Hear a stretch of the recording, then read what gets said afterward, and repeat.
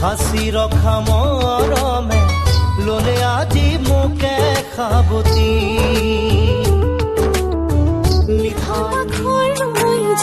বুকুতে বাঁধি লৈ যা তোৰ মৰমতে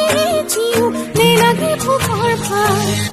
তই মোৰ শুনাই তোৰ যা কথাই প্ৰতি কৰিবা মনটো ভৰিব মোৰ মৰমতহে অভিমান ধানিয়ে বান্ধি কৰিলাহি আখনি কলৈ যাম কি কৰোঁ লাগে বুকুখন চপৰা চপৰা